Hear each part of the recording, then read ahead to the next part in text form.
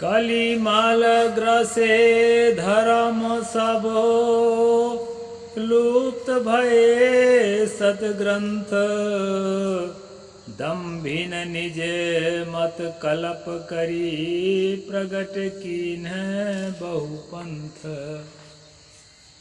नमस्कार दोस्तों, मैं अविनाश दास रेशनल कबीर यूट्यूब चैनल में आप सबका हार्दिक स्वागत करता हूं।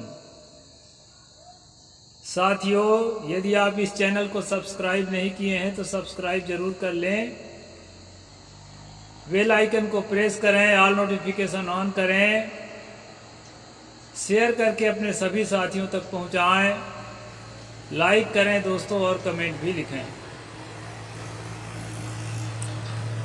मैंने जो एक दोहा बोला है, कलिमल ग्रसे धर्म सब लुप्त भये सद्ग्रंथ दम्भिन निजमत कल्प करी प्रकट कीन बहुपंथ। ये रामचरितमानस में तुलसी दुबे लिखते हैं कि कलयुग और मलिन वासना लोगों के दिलो दिमाग में राज कर रही है। सभी धर्म, जितने धर्म उनके सामने थे, वो सब कलिमल से ग्रसित हो गए हैं और हमारे सद्ग्रंथ जो है लुप्त हो गए। मैं कल आपको बताया था मनुस्मृति का आदेश कि अगर कोई शूद्र धर्म की बात कहता है तो उसके मुख में और कान में खौलता हुआ तेल भरना चाहिए। तो इस प्रकार की जो लिखी हुई बातें थी, उन बातों का मूल्य जो है खत्म हो गया था तुलसी दुबे के ज़माने में, यानी अकबर के शासनकाल में। क्योंकि इस्लाम उस समय शासक के रूप में होने के कारण ये हमारे जैसे लोगों के कान में और मुख में खौलता हुआ तेल नहीं डाल पाते थे, चाहे हम जितना धर्म के उपदेश करें। इसलिए इनको कष्ट था दोस्तों, और इन्होंने कहा कि कलिमल ग्रसे धर्म शब्द लुप्त भय सद्ग्रंथ। ये मनुस्मृति इत्यादि जो इनके सद्ग्रंथ हैं, उनके मान्यता जो है लुप्त हो गई है। और दम्भिन निज मत कल्प करी प्रकट कीन बहुपंथ। ये दम्भी लोग जो है, अहंकारी लोग, अपने अहंकार से तरह तरह के पंथ जो है प्रकट कर लिए हैं। तो उस पंथ के बारे में मैंने बताया था, कबीर साहिब का पंथ जो है, उसके अलावा दादू पंथ, नानक पंथ, दरिया पंथ, ये सारे पंथ जो है, बहुत सारे पंथ, बाबरी पंथ इत्यादि सब पंथ जो है चल चुके थे। इसको देख करके, इसको घबरा करके तुलसी दुबे ने किस प्रकार के बानी लिखने का काम किया था।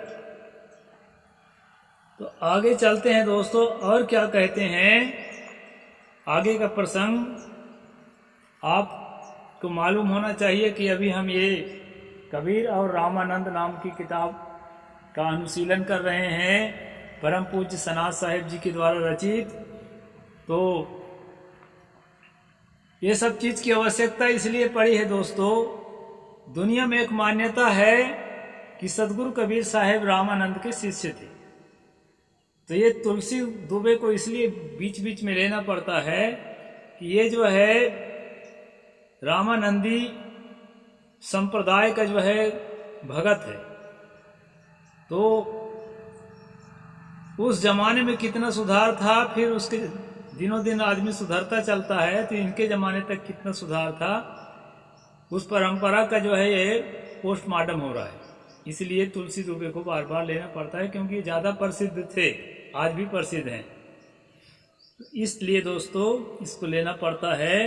तो और आगे क्या कहते हैं इस विषय में तुलसी, उसको हम देखते हैं। जे वर्णाधम तेली कुम्हारा, सुपच किरात कोल कलवारा, नारी मुई गृह संपत्ति नासी, मूड मुड़ाए भये सन्यासी, ते विप्रन सन आप पूजा वहीं, उभय लोक निज हाथ न सावहीं। इस प्रकार दोस्तों यहाँ पर कह रहे हैं तेली, कुम्हार, सुपच, कोल, किरात, कलार आदि समाज के दलित, शोषित व सदियों से उपेक्षित लोग ऊपर उठ रहे हैं। उनके आचार विचार, खान पान, रहन सहन, शिक्षा दीक्षा में परिवर्तन हो रहा है, इसमें बदलाव आ रहा है। इतना ही नहीं, इनमें से अनेक लोग साधना परायण जीवन जी रहे हैं।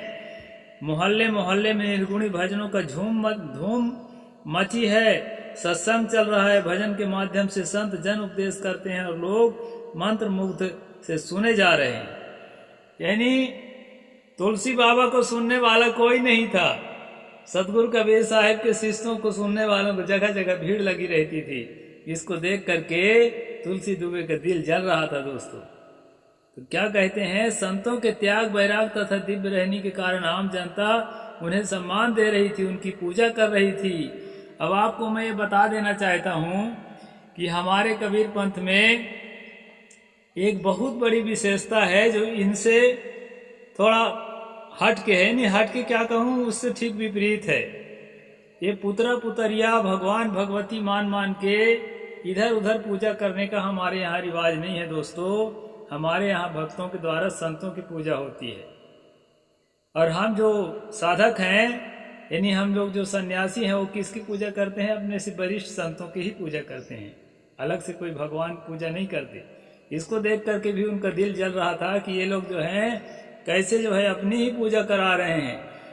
उसमें कई जो है जब प्रेम हो जाता है, समझ हो जाती है कि असली सच्चाई क्या है, स्पिरिचुअलिटी में जो है उसका कहना चाहिए बेसिक क्या चीज है, ये सब समझ में हो जाता है। तो ब्राह्मण भी शिष्य बनते हैं। बहुत ब्राह्मण आज भी हमारे कबीर पंथ में हैं। तो अब वो शिष्य बनेंगे, भगत बनेंगे तो गुरु के चरण पूजा नहीं करेंगे क्या? इसको देख करके भी तुलसी का दिल जल रहा था। वे बोलते थे कि जे वर्णाध हम तेली कुम्हारा, सुपच की रात कोल कलवारा। ये वर्णों में जो अधम माने गए हैं, तेली, ये कलार, ये कुम्हार, ये सुपच की रात, ये सारी जातियां जो अधम माने गए हैं हमारे धर्म शास्त्रों में, ये अधम जाति के लोग क्या करते हैं, इनकी पत्नी मर जाती है तो या घर की संपत्ति नष्ट हो जाती है तो मुड़ मुड़ा करके साधु बन जाते हैं, कबीरपंथी बन जाते हैं। और क्या करते हैं, ते विप्रंसन आप पूजा वहीं,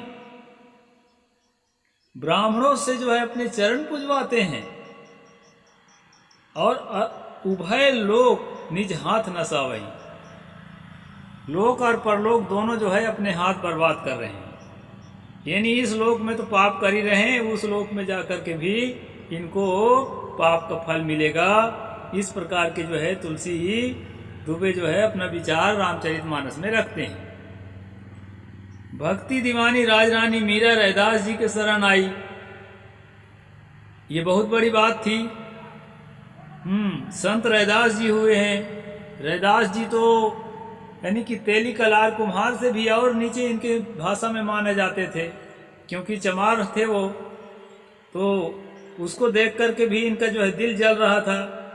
तुलसीदास से कुछ समय पहले संत रैदास हुए, जिनकी प्रसिद्धि इतनी बढ़ी कि चित्तौड़ के महारानी झाली ने काशी के वेदाचारी, शास्त्राचारी ब्राह्मणों को छोड़कर महान संत रैदास से दीक्षा ली। वहाँ तमाम अपने आप को बहुत बड़ा विद्वान गुरु समझने वाले ब्राह्मण थे, उनको छोड़ करके और महारानी झाली जो है संत रैदास से जाके दीक्षा ले लिए, गुरु बना लिए अपना। भक्ति दीवानी राजरानी मीराबाई रैदास जी के शरण में आई। उसे सब रोकते रहे किंतु मीरा किसी की नहीं सुनी और संत रैदास को ही अपना गुरु बनाया। इस पर मीरा खुद लिखती है कि संत रैदास मिले मोहि सदगुरु दीनी सुरति सहदानी। इतना ही नहीं, काशी के ब्राह्मणों ने रैदास की भक्ति पर पुरजोर विरोध किया। राजा ने उनकी शिकायत की किंतु काशी के विद्वान ब्राह्मण संत रैदास जी से शास्त्रार्थ में बुरी तरह से पराजित हो गए और उनको रैदास जी को साष्टांग दंडवत करनी पड़ी। इतना ही नहीं, शर्त के अनुसार वेदज्ञ ब्राह्मणों को संत रैदास की पालकी उठाकर काशी के गली में घुमाना पड़ा था, क्योंकि शर्त था, पहले शास्त्रार्थ में शर्त होता था कि ये करना पड़ेगा, हारोगे तो हार गए सब ब्राह्मण। तो संत रैदास को साष्टांग दंडवत किए और उनके पालकी उठा करके और गलियों में घुमाए। ये कथा है दोस्तों। संतत्व की जीत हुई। लगता है इन सब बातों को देख करके गोस्वामी जी चिढ़ गए थे, तभी तो उन्हें लिखना पड़ा, जे वर्णाध हम तेली कुमारा, सोपच की रात कोल कलवारा, नारी मुहि गृह संपत्ति नासी, मूड़ मुड़ाए भय सन्यासी, ते विप्रंसन आप पूजा वहीं उभय लोग, निजनाथ हाथ नसा वहीं। लेकिन एक बात बता देता हूं दोस्तों, ये जो कहा है ना, जे वर्णाध हम तेली कुम्हारा, सोपच की रात कोल कलवारा, नारी मुहि गृह संपत्ति नासी, मूड़ मुड़ाए भय सन्यासी, ये 100% जो है शिव जी पर जो है फिट हो जाता है, क्योंकि उनके पहली औरत सती के मरने के बाद वो भजन ध्यान में लगे थे मुड़ मुड़ाकर। और ये दोष लगा रहे हैं हमारे ऊपर, जितने हम लोग तेली कलारों में से साधु हुए हैं उनके ऊपर ये जो है दोष मढ़ रहे हैं, जबकि इन्हीं के आदमी सबसे पहले ये काम किया था। और एक बात बता देना चाहता हूं दोस्तों, आज तुलसी होते तो उनको भी दिखा देता, न हमारी नारी मरी है, न हमारे घर की संपत्ति नष्ट हुई है, जो भी रहा है बल्कि बढ़ा है। अभी भी जाके देख सकते हैं।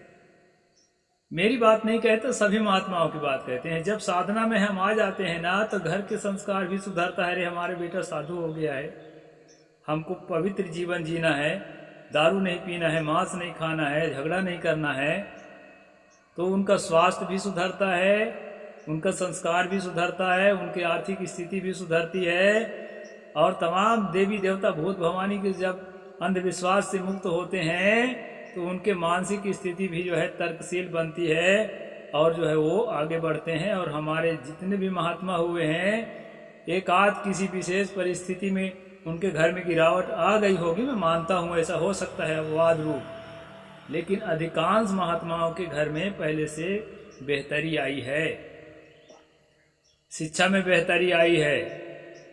हम लोग जितना पढ़े हैं, हमारे आने वाली पीढ़ी हमसे ज़्यादा शिक्षित हुए हैं और समझदार हुए हैं। तो ये बात भूल जाए कि औरत के मरने पर ही तेली लोग साधु होते हैं कि संपत्ति के नष्ट होने पर, ऐसा कुछ नहीं है। ये जो है ना, गुस्सा में तुलसी गोसाई लिख रहे थे, इनका दिल जल रहा था कि रैदास जैसा व्यक्ति जिसको छूना भी नहीं चाहते थे, उसकी डोली उठाना पड़ रहा था इनके पुरखों को। ये है खास इनके जलन का कारण दोस्तों। तो शूद्रों को ऊपर उठते देखकर उन्हें जब तक नाना व्रत करते देख नान, साथ ही उनको उच्चतम उच्चासन पर बैठकर लोगों को उपदेश करते देखते, तब गोस्वामी जी तिलमिला उठते और फिर उनके मुख से शूद्र करें जब तक व्रत नाना, बैठ बरासन कहें पुराना। इतना ही नहीं, वे चिहुक कर कह उठते वर्णाश्रम धर्म आचार गए। हमारा जो वर्णाश्रम धर्म था, जो आचार था, वो सब नष्ट हो गया इन शूद्रों के कारण, इनकी उन्नति के कारण। ऐसे करके जल घूम करके तुलसी गोसाई जो है बौखला गए थे, भीतरे भीतर पागल हो रहे थे। उसका ये चित्रण जो है रामचरितमानस से निकाल कर आपको बताया जा रहा है दोस्तों। तो ये कबीर और रामानंद का जो ये प्रसंग है, तुलसी की बौखलाहट, ये जो है आज पूरा होता है। और कल से चलेगा दोस्तों श्री अभिलाष साहेब की रामानंदीकरण। हमारे संत ऐसे हैं कि अपने लोगों को भी जहाँ पर ठीक नहीं है वहाँ पर जो है सवाल उठाते हैं। ये है हमारे कबीर पंथ में डेमोक्रेसी है और डेमोक्रेसी रहेगा। ये साहेब जी के ऊपर अगर हमारी नई पीढ़ी के आदमियों को लगेगा कोई बात सवाल उठाया जाए तो उठाएंगे और बड़ी खुशी से उसको झेला जाएगा। तो इस तरह हमारा उदार कबीर पंथ है दोस्तों। यहाँ सवालों से बचने का काम नहीं किया जाता है। मेरी से गलती होगी, आप लोग सवाल उठाइए, हम लोग सवाल से बचने वाले नहीं हैं। हम लोग जो है सवाल का सामना करते हैं। साहेब बंदगी, जय जोहार, जय भीम, नमो बुद्धाय, जय भारत।